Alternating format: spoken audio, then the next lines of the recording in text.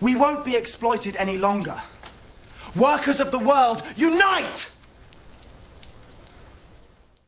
Hi, I'm Jonas from Doing History. Today's topic, communism. Communism is a political and social idea strongly shaped in the 19th century by Karl Marx and Friedrich Engels. They criticised capitalism because, in their view, capital owners exploited wage workers. The goal?